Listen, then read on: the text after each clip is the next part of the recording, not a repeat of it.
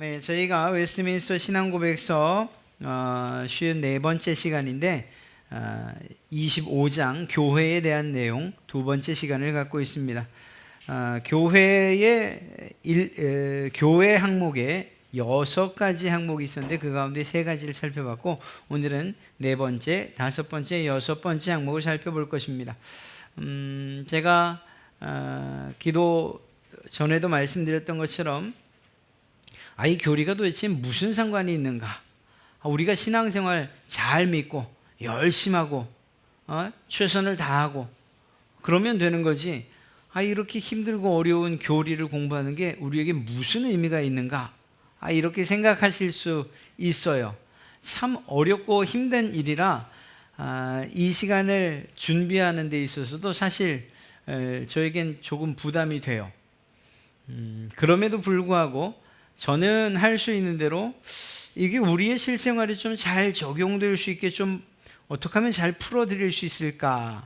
또 여러분들은 저희 이런 생각에 부응해 주셔서 그래, 이 말씀을 내 삶에 어떻게 적용시킬 수 있을까? 그리고 내가 알지 못했던 새롭게 알아가는 이러한 교리에 대한 이 부분들을 좀 더 확실한 내 신앙의 기반으로 기초로 삼아야겠다. 이렇게 서로 믿으면서 이 시간을 갖는다면 정말로 유익한 시간이 되리라 생각합니다. 그런 가운데에서 오늘 이 교회에 대한 4번째, 5번째, 6번째 항목은 교리로만 끝날 수도 있는 내용인데 우리의 실제 삶에 어떤 부분에 있어서는 좀 잘 적용하고 또 그리고 적용시킬 수 있는 그런 내용들이에요. 특히 이 교회에 관한 부분에 있어서. 그래서 오늘 지금까지 해온 또 앞으로 할 내용들도 우리의 신앙의 기초를 닦는 데 아주 중요한 그러한 시간들이었지만 오늘은 조금 더 실제적인 이야기들을 하게 될 것 같습니다. 4번째 항목 먼저 한번 읽어드릴게요. 이 보편적 교회는 때로는 더 많이 때로는 더 적게 보이게 나타난다. 그리고 보편적인 교회의 지체인 개교회들은 다소간에 순수하다. 개교회들은 그 안에서 복음의 교리가 순수하게 가르쳐지고 받아들여지느냐에 따라서, 성례들이 순수하게 시행되느냐에 따라서, 공예배가 순수하게 행해지느냐에 따라서 더 순수하게 되거나 그렇지 못하게 된다. 여기서 이 순수를 순결이라는 이러한 표현으로 해석하기도 합니다. 이 말을 좀 쉽게 이야기하면 이런 거예요. 지역에 따라서, 시대에 따라서, 또 시대가 처한 상황에 따라서 우리 눈에 교회가 참 많다. 혹은 여긴 교회가 이렇게 없어? 이렇게 말할 수 있다는 겁니다. 예를 들면 외국에 계시던 분들이 우리 한국을 오면 참 마음을 설레게 하는 것 가운데 하나가 뭔가 하면 참 많은 십자가들인 거예요. 외국에서는 이렇게 많은 십자가들을 못 봐요. 또 교회에서 이 한국에서 신앙생활을 하던 분들이 예를 들어 불교권이나 힌두권이나 이런 나라를 가면 거기서는 교회를 찾기가 너무너무 힘들죠. 그러니까 지역에 따라서 우리 눈에 보이는 교회가 많게 보이기도 하고 또 적기도 해요. 시대적인 상황도 있겠죠. 교회를 핍박하던 시대에는 여전히 교회가 드러날 수 없기 때문에 숨어서 예배하거나 혹은 드러내놓고 예배할 수 없기 때문에 마치 없는 것처럼, 교회가 없는 것처럼 그렇게 느껴질 수도 있겠죠. 그러나 오늘날처럼 종교의 자유가 있고 특히 기독교에 대한 자유가 이렇게 보장되어 있다면 특별한 법에 저촉되지 않는 이상 건축법이나 혹은 또 사회의 어떤 법에 저촉되지 않는 이상은 교회를 어느 곳에나 세울 수 있어요. 그러다 보니까 눈에 많이 띌 수 있겠죠. 물론 이렇게 교회가 세워진다고 해서 모두가 다 옳은 교회 그리고 순수한 교회라고 이야기할 수는 없을 거예요. 그 가운데는 교리적으로 이단인 그런 교회들도 많을 테니까 말이에요. 십자가를 세웠다고 대한예수교 장로회 무슨 교회라고 해서 그것이 모두가 옳은 교회라고 말할 수는 없지요. 그럼에도 불구하고 그런 많은 교회들 가운데에서도 여전히 순수한 교회들이 많이 보이는 시대와 상황, 지역이 있고 또 그렇지 못한 그런 시대와 상황이 있다는 것입니다. 그런데 이렇게 말씀드린 것처럼 많던 적던 간에 그 각각의 교회들 가운데에는 하나님 보실 때에 하나님이 인정하실 만한 순수하고 순결한 교회들이 있다는 거예요. 바라기는 우리 갈릴리 교회도 하나님께서 보실 때에 야, 참 옳은 교회구나, 올바른 교회, 순수한 교회구나, 내가 정말 기뻐할 수밖에 없는 교회구나, 이런 인정과 칭찬을 받았으면 참 좋겠어요. 이것을 좀 더 바꾸어서 우리는 이렇게 질문을 던지면 우리의 실생활에 적용할 수 있어요. 여러분들이 먼 곳으로 이사를 갔다 손칩시다. 가령 그럴 경우에 교회를 선택해야 되잖아요. 물론 어느 정도 거리가 있어서 이 정도 거리는 내가 이 갈릴리 교회 계속 나올 수 있어, 이럴 수도 있지만 아예 먼 곳으로 갈 수도 있잖아요. 그런 경우를 가령 만났다고 할 때에 교회를 그러면 어떻게 선택할 것인가, 이런 문제에 우리는 직면하게 돼요. 그냥 무턱대고 그냥 저기도 교회, 여기도 교회, 저기도 교회, 그러니까 그 가운데서 아무 교회나 가면 되지 않아? 이렇게 생각해서는 안 되죠. 적어도 그런 정도로 아무렇게나 교회를 선택하지는 않으실 거예요, 여러분들이. 그때의 그 기준이 무엇이냐? 하나님 보실 때 하나님 앞에서 참된 교회이냐, 순결한 교회냐, 그리고 그것들을 우리가 인식하고 인지할 수 있느냐, 이거지요. 그래서 여러분들이 그렇게 새로운 교회를 선택해야 된다 할 때에 우리는 반드시 참된 교회를 선택해야 되고, 그리고 순결한 교회를 선택해야 된다라는 거예요. 이때 교회의 참됨과 순수함은 무엇을 기준으로, 어떤 것을 통해서 옳고 그름 혹은 참되냐, 참되지 않은가, 혹은 순수하냐, 불순하냐 하는 것들을 선택할 수 있냐는 거예요. 여러분은 어떤 교회를 선택해야 된다라고 할 때에 그 교회를 무엇을 보고서 이 교회는 순수하구나, 순결하구나, 이 교회는 옳구나, 참되구나, 이렇게 판단하십니까? 안타깝게도 많은 사람들이 교회 규모가 어느 만큼 되느냐, 교회가 크냐, 혹은 교세는 어느 만큼 되느냐, 교회가 성장하고 있느냐, 아니면 교회가 유명하냐 무명하냐, 아이들을 교육시키기 훌륭하냐, 저 교회가 무슨 일들을 하고 있느냐 하는 이런 외적인 것에 초점을 맞출 때가 참 많아요. 물론 그것이 아니라고는 말 못해요. 어떻게 이웃들을 향해서 올바른 교회라고 그렇게 소문이 나지 않고 인정받지 않는데 성장할 수 있겠어요? 물론 아닐 수도 있지만 말입니다. 그러니까 우리가 어떤 교회를 볼 때, 또 우리 교회를 정말 하나님께서 기뻐하시는 순수한 교회인가, 순결한 교회인가, 옳은 교회인가, 참된 교회인가를 여러분이 한번 판단해 보고 싶으실 때 이 기준을 가지고서 하시면 되는 거예요. 교세, 또 규모, 성장, 유명하냐 무명, 이것이 아니고 다음에 말씀드리는 세 가지를 가지고서 살펴보시면 된다는 것입니다. 그 첫째는 참된 모든 교회는 복음을 선포한다는 거예요. 복음. 아니 목사님들이 복음 아닌 것을 선포하는 것 봤습니까? 다 성경 말씀 가지고서 이야기하고 성경의 내용을 가르치고 하는데 그럼 다 복음적이지 않습니까? 이렇게 해요. 맞죠? 맞아요.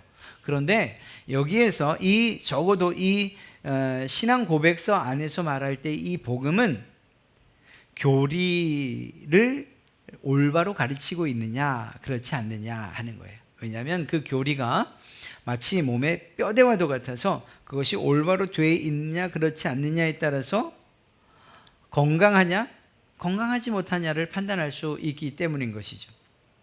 사실 교리라고 하면 그것이 복음이냐, 어떤 분들은 그렇게 말할 수 또 이렇게 항변할 수 있을지 모르겠지만 좀 과하게 말하면 네 맞습니다. 교리는 복음을 포함합니다. 더 정확하게 말하면 복음 안에는 이 교리가 포함되어 있습니다. 이렇게 말할 수 있어요. 어떤 의미에서일까요? 성경 안에 있는 많은 진리들을 잘 분리하고 조직적으로 나누어서 뼈대를 갖추어 놓은 것, 이걸 교리라고 하거든요. 성경 안에 하나님에 대한 부분들 창세기부터 요한계시록까지 있어요. 예수님에 관한 이야기도 창세기부터 요한계시록까지 있어요. 성령님에 관한 이야기도 역시 마찬가지고, 교회에 대한 이야기도 마찬가지예요. 교회 안에서 생활을 이야기할 때 교제도 마찬가지고, 봉사도 마찬가지고, 전도도 마찬가지고, 선교도 마찬가지예요. 모든 내용들이 이 안에 편재, 흩어져서 있어요.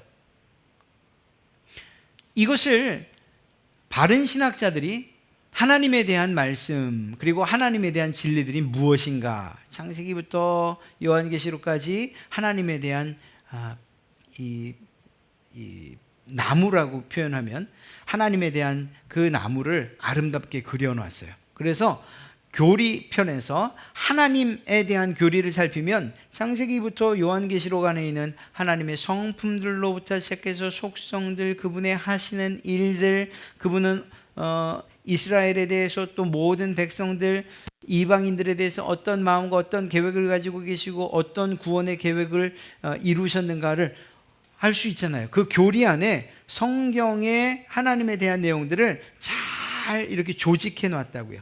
그게 교리인 거예요. 예수님에 대해서 우리 알 수 있죠. 그런데 예수님은 신약부터 등장하시는 분 아니야? 라고 착각하는 이에게 아니에요 라고 교리는 이야기하고 있어요. 그렇지 않고요, 예수님은 원래부터 하나님과 함께 계셨던 분이에요. 그게 삼위일체 교리인 거죠. 그분께서, 하나님께서 이루신 구원의 계획을 그분은 준비하시고 이 구약에서 예언되어 계셨고, 결국 신약에서 그 예언된 것들이 성취되신 거예요. 하나님께서 세우신 그 구원의 계획을 이루신 분이 바로 예수님이세요. 어떤 방식으로 이루셨는가? 성령님에 의해서 잉태되시고 인간의 몸으로 태어나시는 이런 비참한, 가장 비하된 모습으로 태어나셔서 심지어는 인간들의 손에 의해 죽기까지 하시고 십자가에 못 박히셨어요. 누굴 위해서요? 우리의 구원을 위해서요. 그런데 그렇게 끝난 것이 아니고 무덤에서 3일간 머물러 계시던 그분께서 부활 승천하시는 것을 통해서 승귀, 가장 높은 자리에 이르셨어요. 이것이 이 안에 그리고 그렇게 승천하신 그분께서는 다시 오시고, 그리고 우리는 그것을 소망해요. 그 오신 분께서 새하늘과 새 땅으로 우리를 인도에 들어가실 것이에요 라고 믿는, 그래서 예수님에 관한 내용들, 흩어져 있는 그 조각들을 예수님을 중심으로 잘 조직해 놓은 것, 이게 예수님에 대한 교리죠. 그렇죠? 그래서 그것을 신론이라고 해요. 하나님에 대한 그리스도론이라고 해요. 예수님에 대한 성령론이라고 해요. 성령님에 대한 교회론이라고 해요. 교회에 대한 그림을 잘 그려놓은. 인간은 어떤 존재냐? 또 그것들을 또 다 맞춰서 교리로 만들어놨어요. 그러니까 교리는 성경을 떠나서 만들어진 것이 아니고 오히려 성경에 있는 한 주제를 잘 요약해서 잘 그려놓은 그림과도 같은 거예요. 그래서 교리는 결코 성경을 떠나서 만들어질 수 없어요. 그런 점에서 오늘 복음이라고 하는 것은 이러한 올바른 교리를 교회에서 가르치고 있느냐, 그렇지 않느냐. 물론 그렇다고 해서 지금 우리처럼 수요 성경 공부 교리 시간을 교리를 배웁니다 이렇게 말하지 않는다 하더라도 주일 예배이던 주일 오후이던 그 말씀 가운데에 때로는 예수 그리스도에 대한 분명한 교리, 때로는 성령님에 대한 분명한 교리, 때로는 교회에 대한 이러한 교리를 중심으로 가르친다?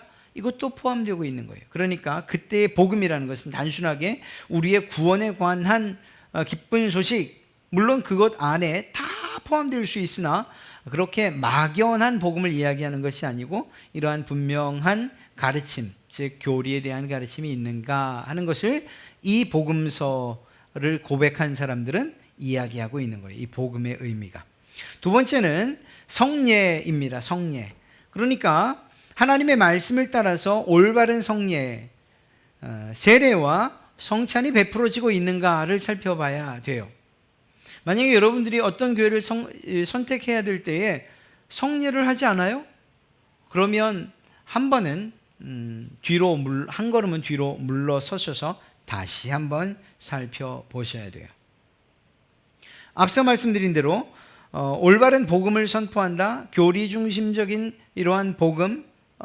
그런데 아무리 살펴봐도 말씀 시간보다는 오히려 은사나 기도나 혹은 이런 소위 성령 운동에 더 집중하고 있는 교회라 그러면 한 걸음 정도 뒤에 물러서서 다시 한번 살펴보셔야 되는 거예요. 왜냐하면 이러한 기준의 복음과 즉 설교와 올바른 복음에 대한 설교와 그리고 성례 이러한 것들이 포함되어 있기 때문이죠. 그리고 이것을 기반으로 하는 올바른 예배와 그리고 오늘 기록되어 있지는 않지만 올바른 권징이 하나님의 말씀에 따라서 잘 시행되고 있는가 그렇지 않은가 하는 것이 올바른 교회 혹은 순수한 교회의 표지들이 된다는 것입니다. 그래서 여러분들이 이 뒷부분에 다시 또 말씀드리겠지만 1차적으로는 여러분들이 어떤 교회를 선택할 때에 그냥 단순하게 대한예수교 장로회 그리고 뭐 합동 마크 있고 통합 마크 있고 백성 마크 있으니까 괜찮겠지 라는 이러한 마음만으로 선택할 수는 없는 거예요. 물론 그게 가장 기본적인 것은 될 수 있어요. 그냥 가장 소위 이 아이들 표현대로면 그냥 안전빵일 수는 있어요. 아이 그래 그래도 통합이래 그래도 뭐 합동이라는데 뭐 이렇게. 그러나 그럼에도 불구하고 좀 더 올바른 교회를 선택하시려고 한다면 적어도 하나님 그 선포하는 말씀들을 들어보기도 하고 주보나 혹은 홈페이지나 기타 등등 여러 방식을 통해서 그 안에서 올바른 복음 선포가 전파되고 있는지 올바른 성례가 시행되고 있는지 예배가 올바로 진행되고 있는지 이런 것들은 한번 살펴볼 필요가 있는 거죠. 두 번째요. 5번째 항목인데 하늘 아래 가장 순수한 교회들도 혼합과 오류 아래에 있다. 그리고 어떤 교회들은 극히 타락하여 그리스도의 교회가 아니라 사탄의 회당들이 되기도 한다. 그럼에도 불구하고 지상에는 하나님의 뜻을 따라서 하나님에게 예배하는 교회가 항상 존재할 것이다. 이게 뭘 말하는 걸까요? 교회가 순수하길 바라지만 그러나 순수하다고 말하는 교회 그렇게 보여지는 교회 안에도 혼합과 오류들이 있다는 거예요. 단도직입적으로 말씀드리면 이 세상에서는 완전한 교회가 없다 이렇게 말할 수 있다는 겁니다. 절망이신가요? 아니에요. 그렇지 않아요. 아마 어떤 교회가 완전한 교회가 있는데 제가 가는 순간 그 교회는 완전해지지 않을 거예요. 저 때문에라도. 무엇을 말하는가 하면 그 어떤 사람도 완전하지 않아요. 그리고 그 완전하지 않은 사람들이 모여 있어요. 그들은 완전을 향해서 나가는 것이 완전함으로부터 시작되는 것이 교회가 아니라는 것을 말하고 있는 것이에요.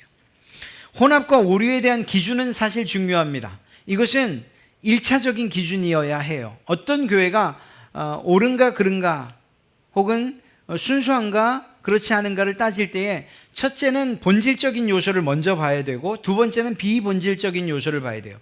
여기에서 본질적인 요소에서 걸리면 우리는 과감하게 그 교회를 포기해야 돼요.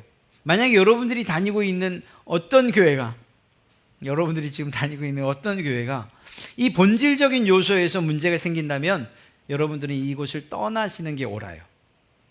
여기서 본질적인 문제는 무엇인가 하면 앞서 말씀드린 올바른 예배에 저촉되는 올바른 성례에 저촉되고 올바른 예배와 권징에 저촉되는 경우 즉 다시 말해서 소위 이단이라고 말하는 그래서 올바른 하나님의 말씀을 가르치지 않는 그러한 상황 그래서 우리의 구원에 위험을 동반하는 그러한 경우 우리의 구원이 정말 올바로 이루어지지 않을 만큼 위험스러운 교회라고 한다면 바로 떠나야 되죠.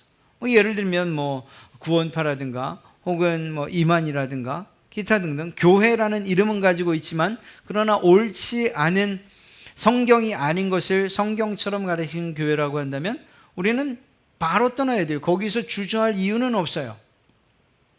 그런데 여기에서 말하는 혼합과 오류가 단순하게 이런 진리에서 완전히 벗어난, 그래서 구원받을 수 없는 교회냐?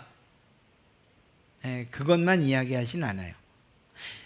이런 분명한 본질적인 문제가 있다면 당연히 거기서 여러분들은 나오셔야 되고요.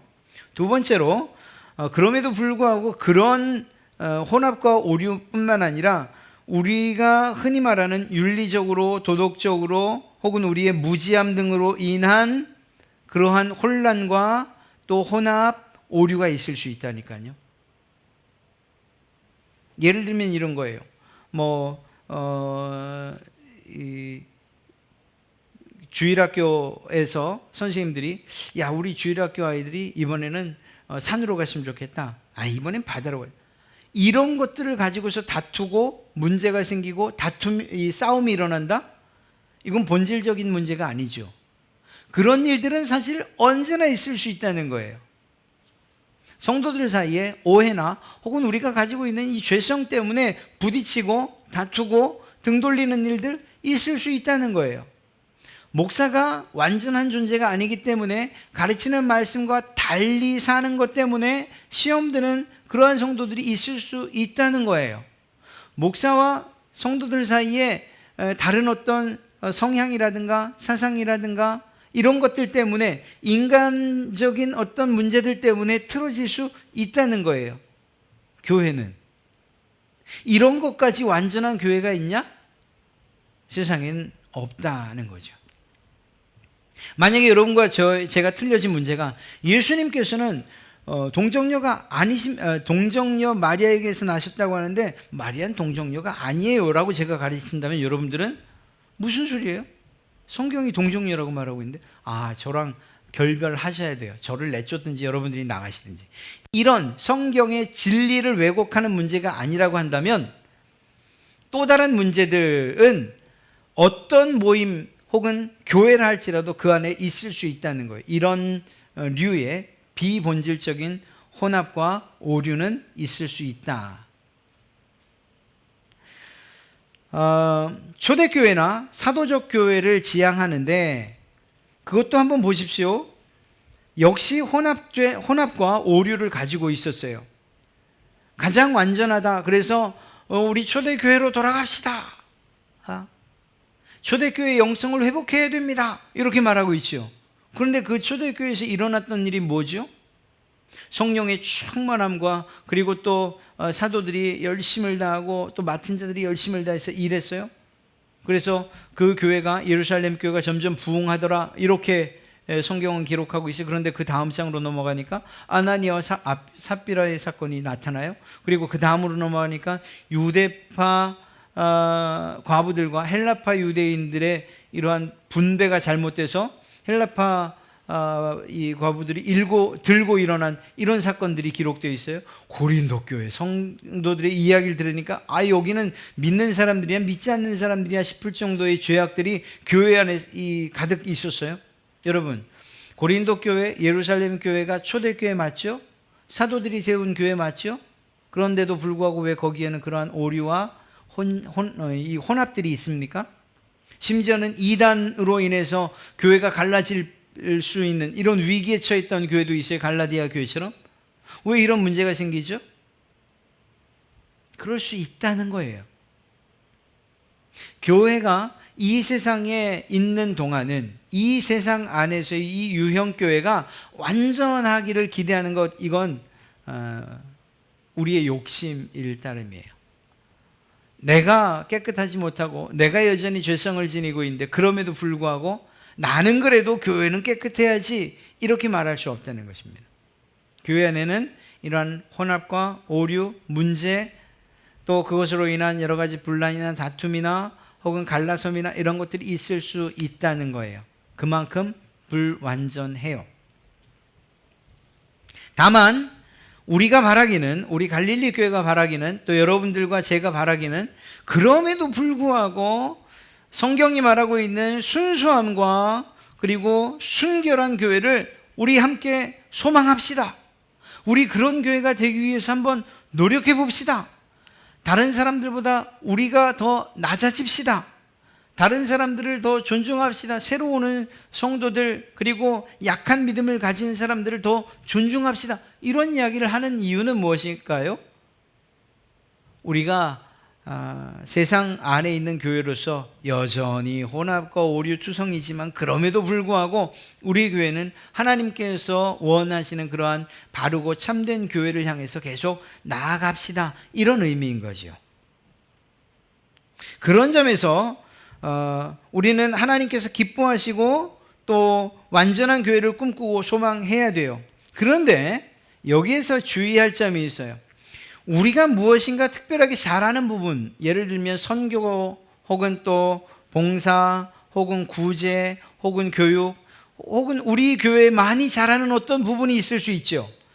이런 것들을 생각하면서 야, 우리가 이 부분에 있어서는 완전하지 라고 생각하고, 그것 때문에 우리가 완전한 교회라고 착각을 하거나 그것 때문에 교만하거나 우리만 옳은 교회라고 말해서는 안 되는 거예요.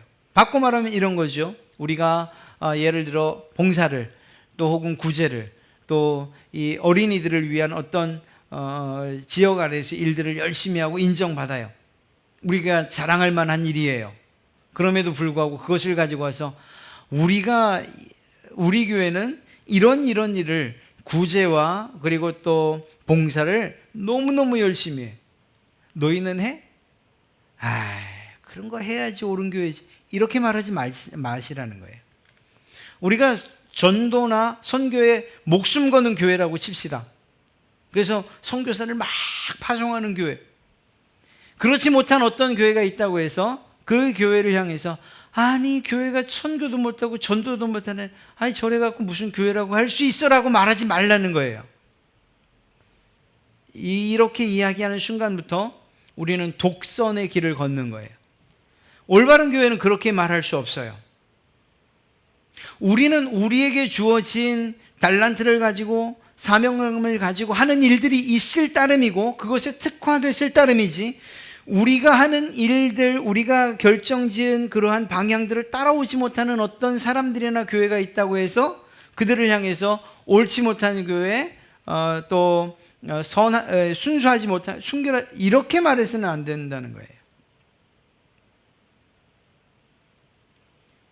우리 역시 어떤 부분에 있어서는 여전히 혼합과 오류가 있을 수 있기 때문에, 그것이 본질적인 문제가 아니라고 한다면 비본질적인 문제를 가지고서 옳고 그름을 따지는 기준으로 삼아서는 안 된다는 것입니다.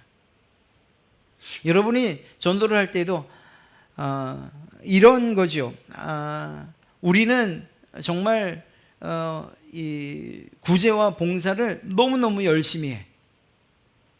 그런데 여러분들의 친구 가운데에 성향상 구제하고 봉사하는 일에 열심히고 싶은 분들이 있어요. 그러면 가서 자연스럽게 우리 교회를 소개하고 우리 함께 봉사하고 구제해 봅시다 이렇게 말할 수는 있죠.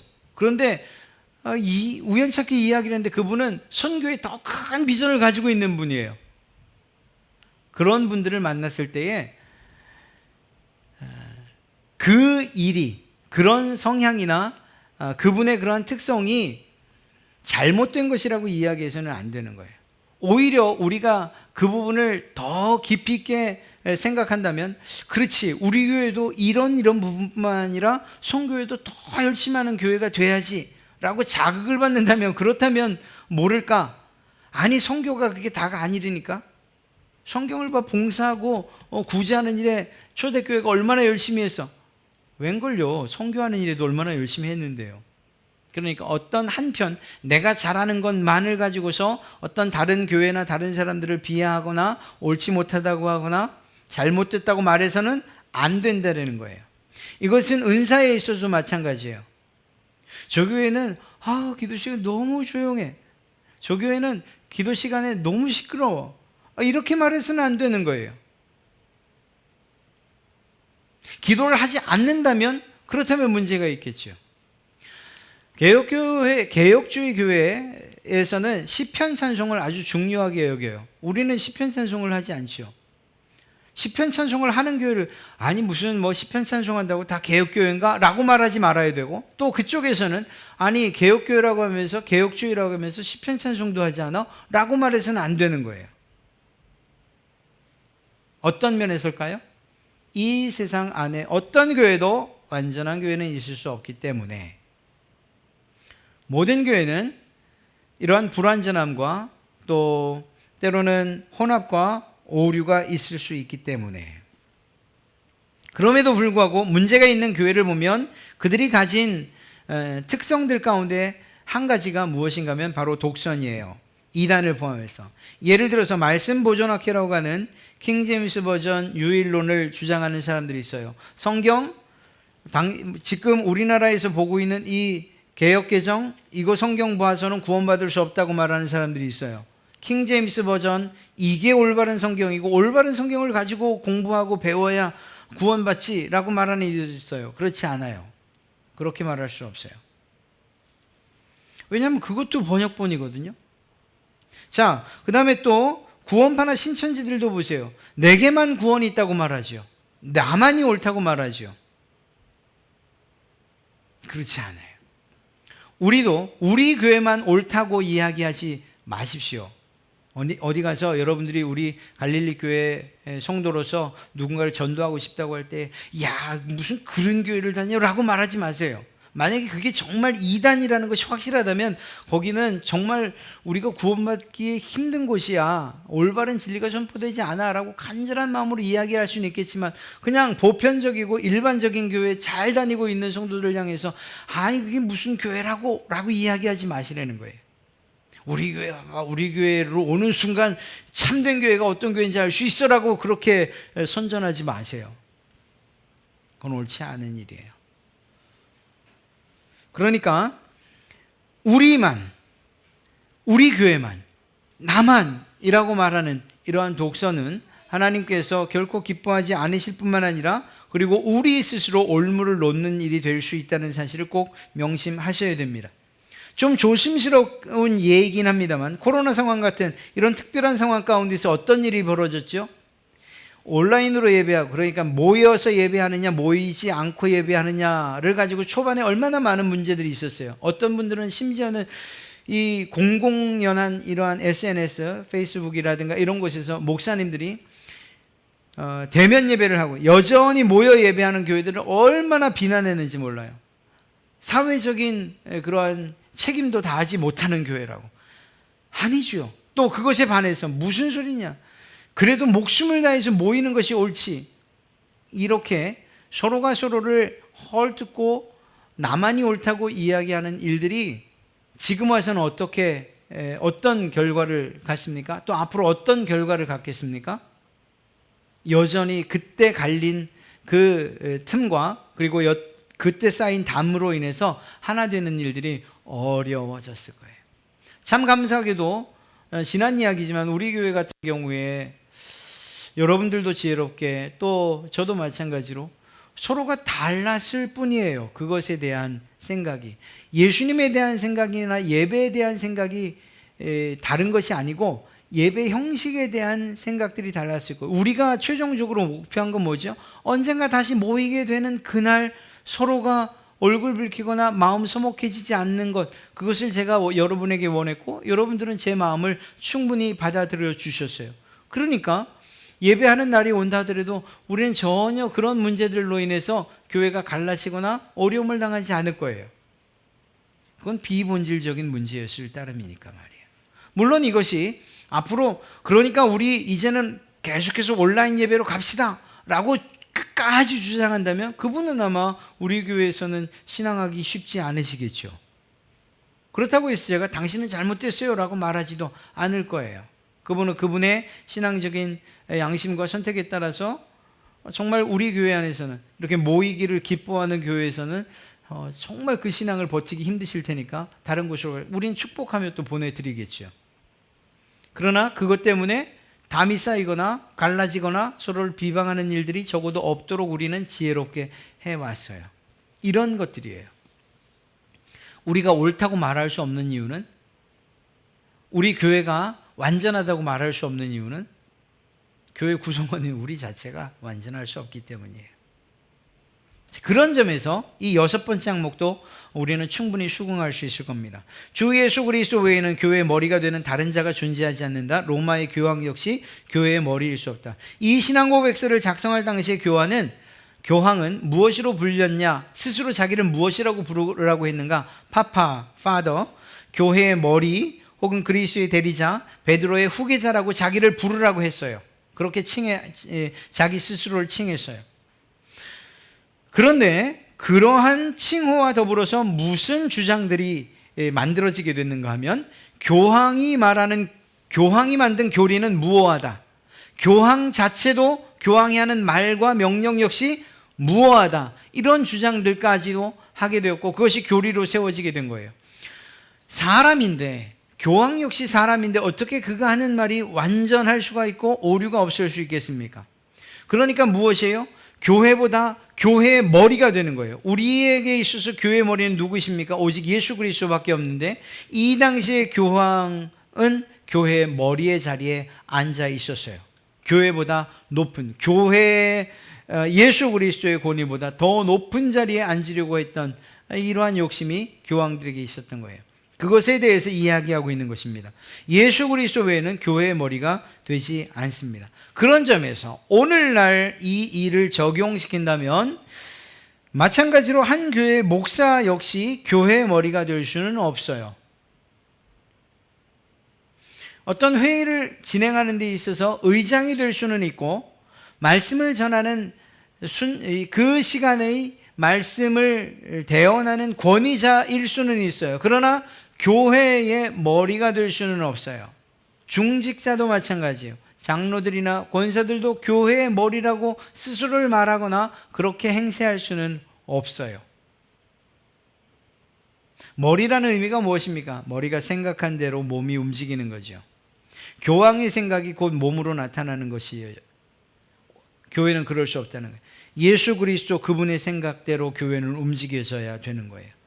어떤 한 목사의 생각도 혹은 목회 계획, 목회 비전으로 교회가 움직여져서는 안 되는 거예요. 왜일까요? 그 목사에게도 여전한 죄성과 여전한 오류가 있기 때문이에요.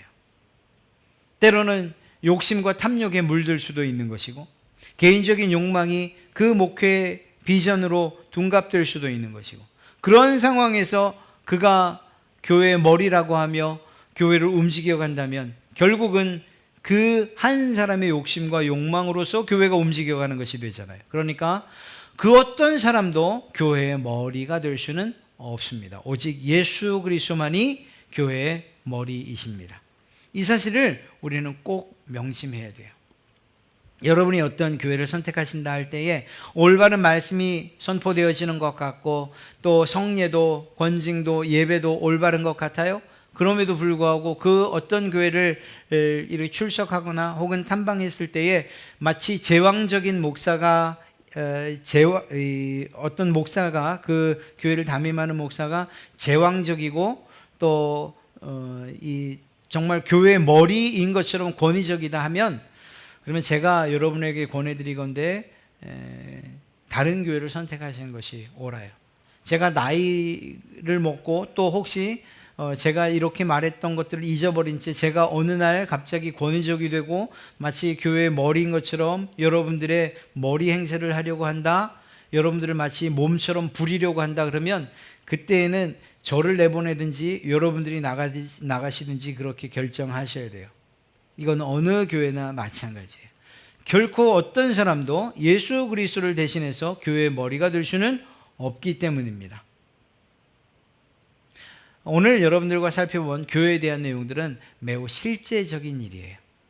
사실 이 일을 배웠다고 해서 여러분들이 좀 더 교만해지거나 혹은 높아지거나 혹은 어떤 여러분들의 이 보는 눈이나 기준이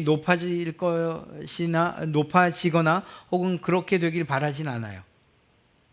그렇게 되실 리도 없고요. 오히려 더 겸손하게 올바른 교회를 지향해가는 그렇게 한 마음을 모으고 또 저와 함께 그런 교회를 꿈꾸고 또 소망해가는 그러한 여러분이 오히려 되실 줄로 믿습니다. 우리 갈릴리 교회가 정말 하나님께서 인정하시는 올바르고 그리고 순수한 교회, 순결한 교회, 사람들이 교회의 머리가 되지 않고 오직 그리스도만이 머리가 되는 교회, 우리 교회 안에도 여전한 혼합과 오류가 있다는 사실들을 인정하고 그것을 우리가 어떤 특별하게 잘하는 것을 기준으로 인해서 어떤 다른 교회나 다른 사람들을 폄하하거나 비난하지 않는 교회, 오히려 수용하고 받아들이는 이러한 교회가 된다면 하나님께서 정말 기뻐하시지 않겠는가 하는 이러한 생각을 해봅니다. 오늘 드린 말씀들을 잘 생각하면서 우리 교회가 나가야 할 방향들을 여러분의 마음에 잘 정립시켜 놓으신, 바르게 세워 놓으시는 그러한 여러분 되시길 바랍니다. 그리고 또 우리 교회 중직자들이나 지도자들은 그러한 교회가 되기 위해서 더 열심을 다해 노력하도록 하겠습니다. 하나님께 온전한 기쁨이 되는 우리 갈릴리 교회 되기를 주님의 이름으로 축복합니다.